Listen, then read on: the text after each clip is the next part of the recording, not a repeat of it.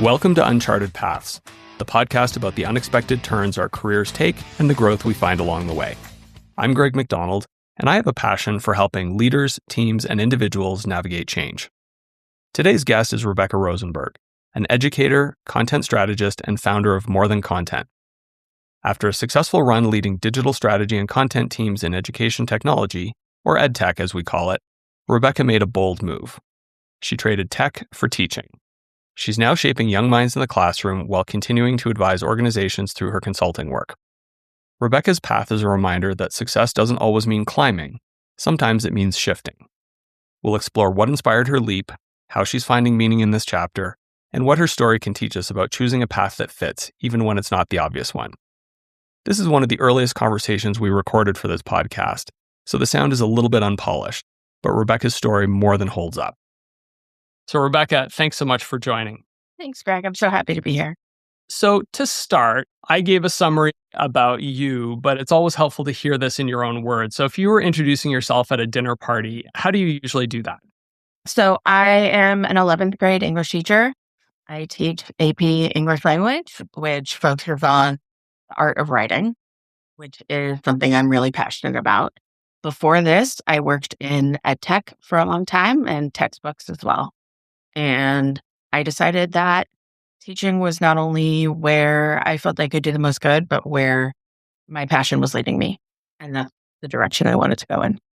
So can you walk us through your career journey from where it began to now? Sure.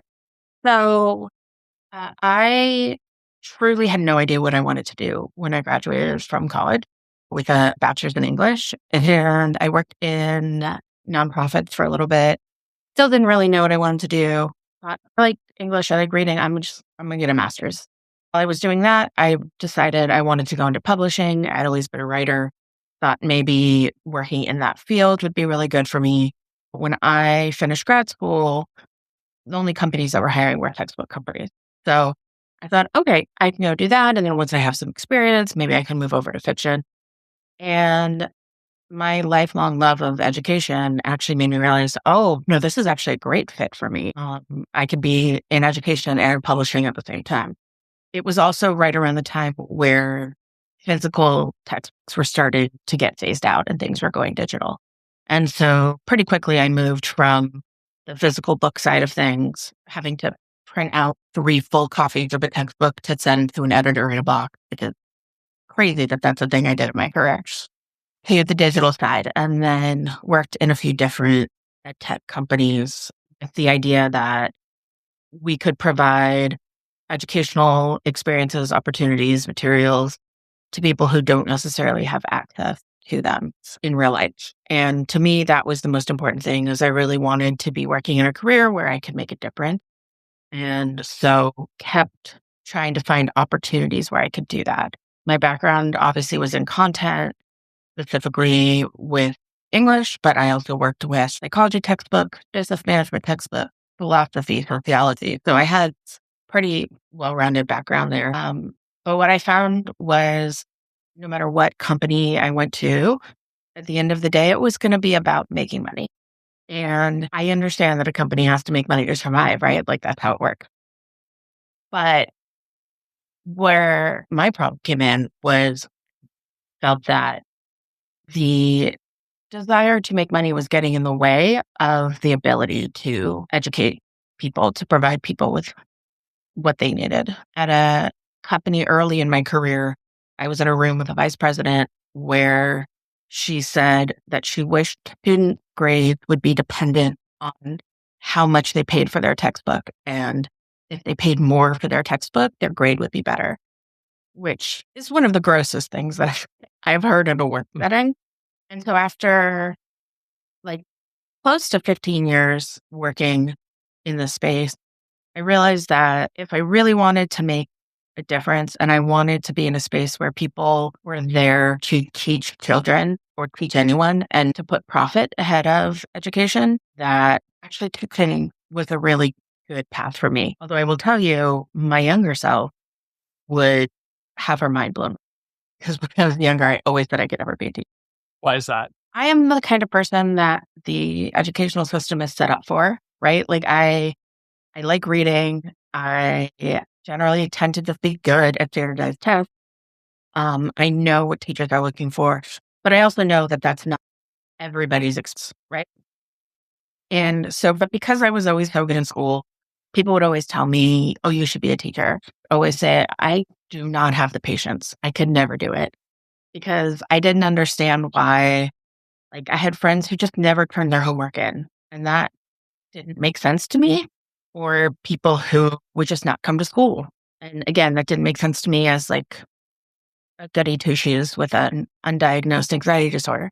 As I've gotten older and having worked in the education space for so long, realizing all of the other factors that go into it, realizing how much privilege I had, how much the system was built for people like me, and how much the system is not built for other people, I realized that not only do I have the patience for it, and after my first year of teaching, I did a survey of all my students that I had to do for my program.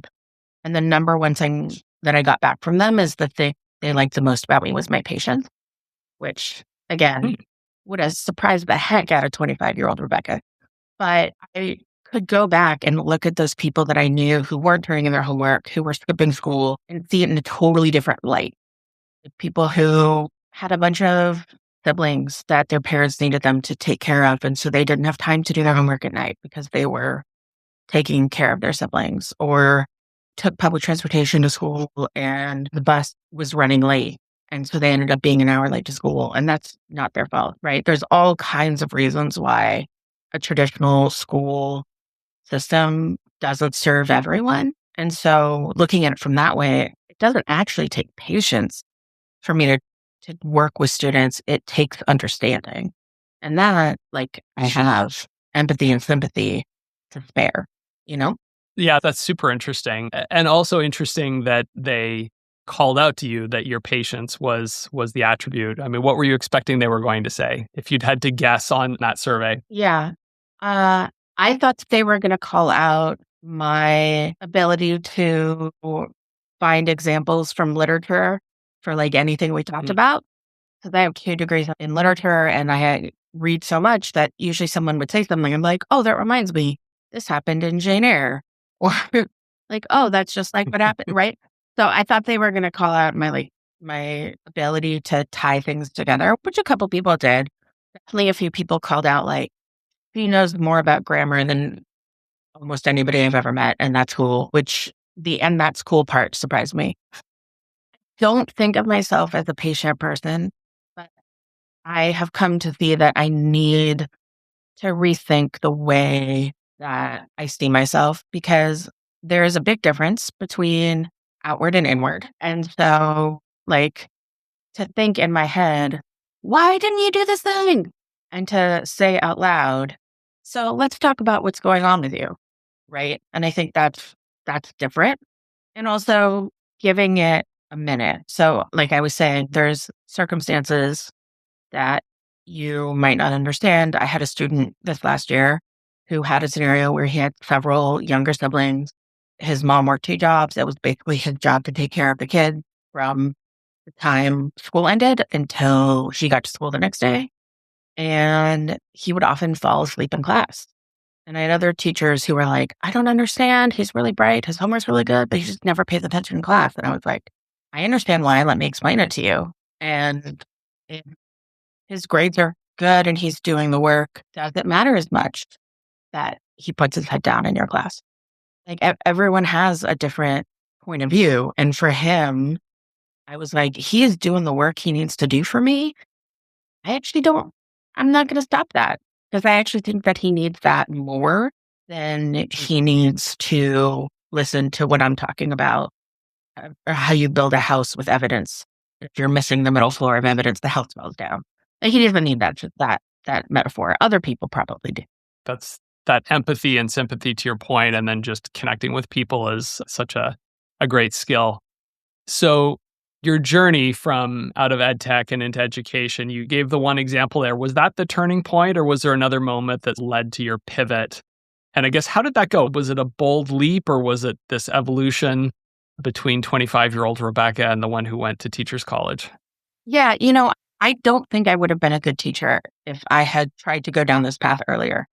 Because I think I needed to learn all of these things that I'm talking about in terms of what our education system is like and the imbalances and mature. I am mature enough to say that I was not as patient when I was younger as I am now. But also, I had about a year after I lost my job with the last company I was with, where I had started More Than Content, which is a content focused project management, doing a little bit of everything.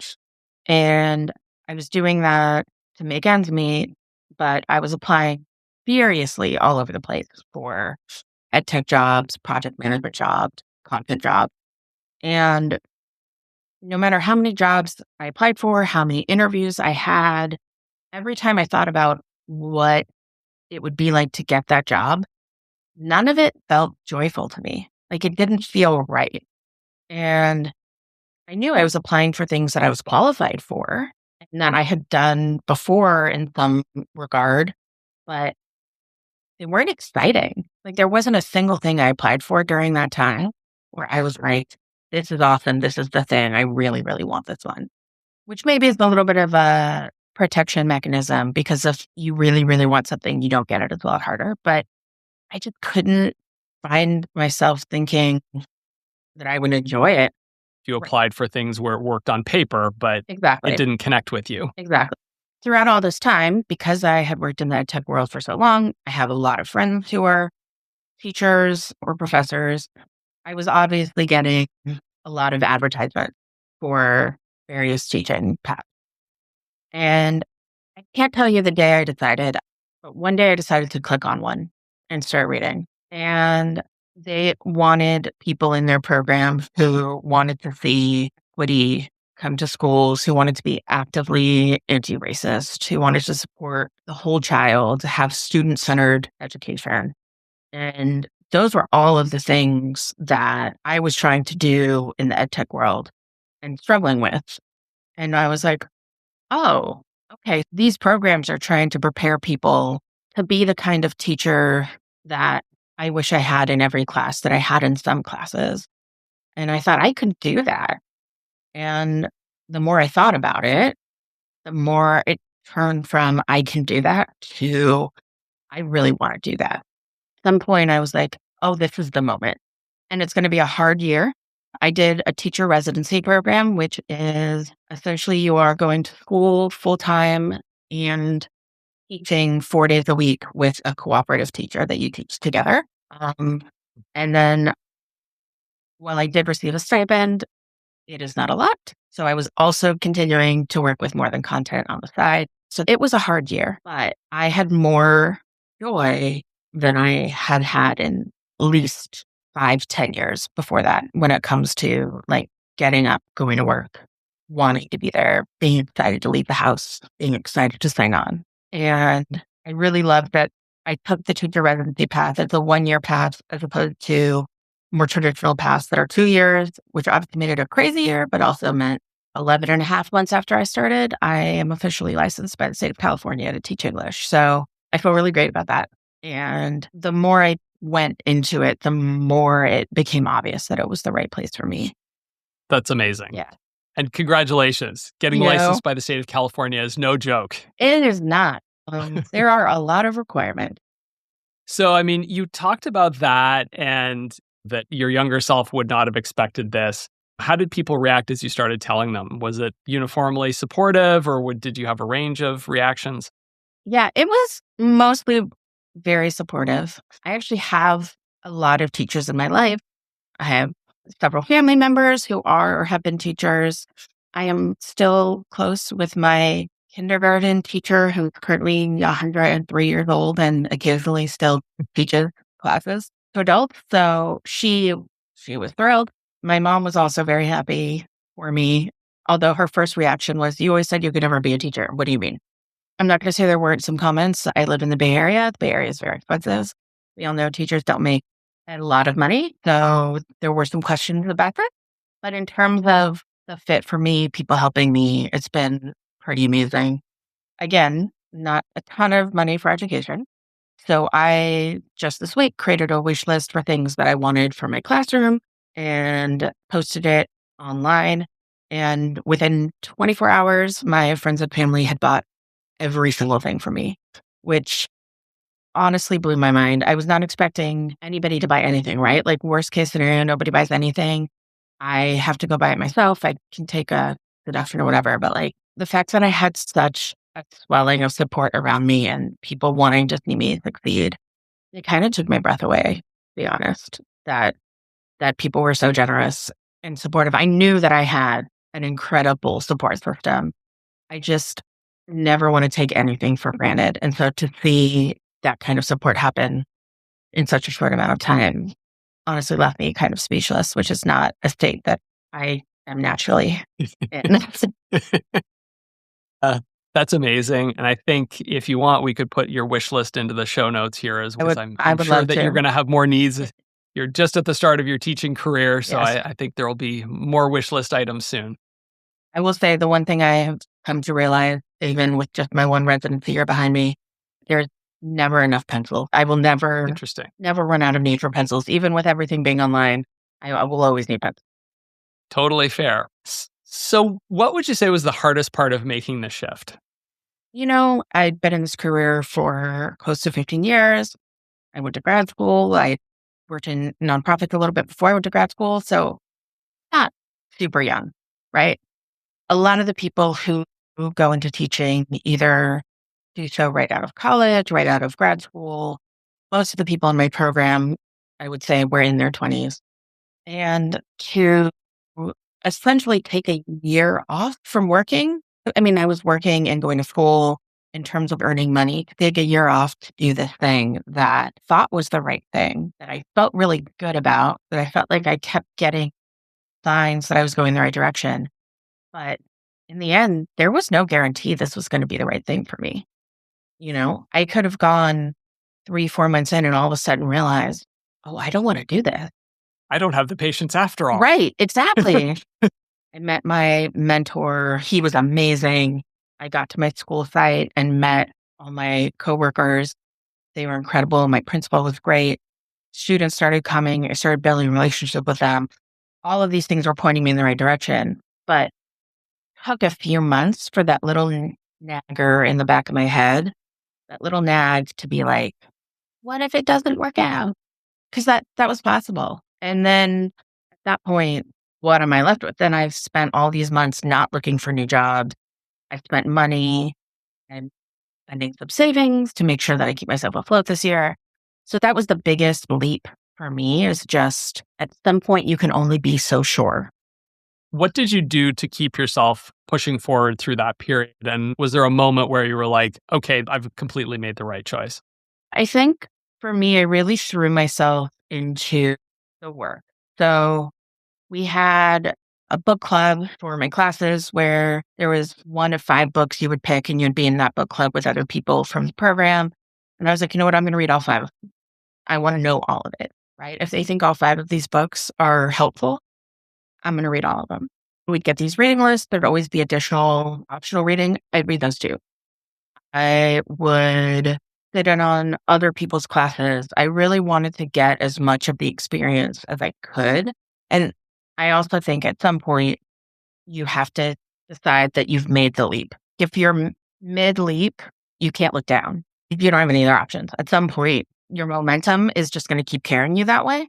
I think the moment I knew that I was like, okay, this is the thing, it was maybe 2 or 3 months into the school year. We have a block called support block that's every day after lunch. That's only an hour, where students who need help with certain classes have extra help during that time. Students who are English language learners get extra help during that time. It's when our clubs meet. So if you're in yearbook or newspaper, things like that. And a whole group of people, including the principal, was like, so Rebecca should teach the test prep classes for the state test. And I was like, oh, so people have been watching what I'm doing and they are seeing my strengths. And it's not even like, hey, do you think maybe you would want to do this or would it be okay? It was like, Rebecca is the right person to do this. She should do it. I was already a teacher and part of the school and part of the community and an important asset. And it was that moment that I realized I was not still taking the leap. I had left. Like I was there. Yes, I have a big background in grammar and literature, but a lot of the work that I did at tech companies was creating test prep for tests like these. So that made a lot of sense. But to see my community that I still kind of felt like I was pushing my way into and getting comfortable with, I'll be like, we know who you are. We know your strength. We want you to do this because you are the best person to help our kids with this thing. I was like, oh, yep. Okay. We have your front row seat right here. You just didn't notice. Right. And yes, that also meant we want you to plan a bunch of lessons that you hadn't planned on planning. But I was fine with that. And it was pretty fun. Oh, that's great. Yeah. I will say, bless the dollar stores for a never ending supply of prizes for children in order to get them excited to practice test prep. I understand that bribery is not always the way to go. Sometimes it is. Sometimes it is. Test prep, that seems likely. Yeah. So has your definition of success for yourself or in your career, has that changed over time? Yeah, a lot. I mentioned earlier an undiagnosed anxiety disorder. For me, the way that manifested was in pretty extreme perfectionism. So, especially early in my career, for me, it was always, okay, I just got this promotion. What's the next promotion? How do I go to the next rung? I couldn't stay where I was. And thank God for therapy. I talked about this a lot, and I realized that my brain works the way it works, and I have to acknowledge that. But that doesn't mean that I have to let those intrusive thoughts win. When I started to let go of, you always have to be moving up, I was able to start thinking about what makes me happy, which I think was probably the beginning of me getting out of ed tech because I didn't realize how unhappy I was until I realized that I didn't want to keep climbing the ladder. Because the more I climbed, the more I had to worry about the money part. And I just really didn't want to worry about the money part. That part of the business was not why I was there. I was there to help educate people. Now I really think of success as being in a place I can do the most good. And I think about a student who at the beginning of the year came to me and said, I really have a horrible fear of speaking in front of people. I know we have these projects coming up where we're supposed to have classroom conversations. Can I come do them in office hours with you? To the end of the year when she was the student running those conversations in class with everybody. Nice. And that's one example out of many, and it's only been a year, right? And I wasn't even a full teacher yet. That to me tells me that I'm going in the right direction when I have the trust of these students. For me, it was never a question about where I want to teach. I want to teach in traditionally underserved communities. I want to teach students who have diverse learning needs. That's something that's wonderful about the school that I work at now is that we have a lot of students with all kinds of diverse learning needs. And I get to help each of them find the right path for them. As I said, the traditional school system worked really well for me. I understand how the traditional school system works, and I understand how to get around it and what else needs to be done so that these kids can still have the rigor, still have the learning. They're still getting the quality of education that we want to provide, but we're giving it to them in a way that's actually accessible to them. So to me, as long as I am never settling for good enough for the kids, as long as I am never only serving those who it's easy to serve, that's going to be big success for me. Nice. Well, your students are lucky to have you for sure. Yeah. Those are some great stories. Is it safe to say you feel more aligned with who you are now and what you're doing? Yeah, absolutely. And I feel pretty open to be myself as well, which I think is important. It's hard to wear a mask in the office. Within the first couple of weeks, when the teachers come back to school a little bit before the students do, and I asked a lot of the other teachers, what was the most important thing I should know? And pretty universally, I was told, be your authentic self with the students, and they will be their authentic selves with you. And that doesn't mean telling them every single thing about yourself, but being myself is the reason I was able to connect to so many of my students this year. And I'm so glad they gave me that advice because, to be honest, in previous jobs, it seemed very clear to me that being my authentic self would be the quickest way to not work there anymore. That's true. And I think it's also very true that there's a lot of situations where being your authentic self or bringing your whole self to work is maybe not a path to getting you kicked out, but not the path to success. So it's Sure. pretty amazing that you've been able to bring those two things together and what you do now. Would you say you're still in a season of change or are you in a place of clarity? How do you think about that now? Some things are very clear. And I definitely think that there are some things that are still cloudy. It's very clear to me that at this point in my life, I am meant to be a teacher and that I'm meant to teach English. I had always imagined my life as something that was surrounded by books and working in edtech, even though obviously there was still literature and things, I kind of got away from that, right? So I can't wait to read The Great Gatsby for the 8 billionth time this summer and annotate it so I can teach my kids that. I still have a lot to learn about my teaching style. I know what I want to bring in, what I've learned so far, but I still have a lot to learn there.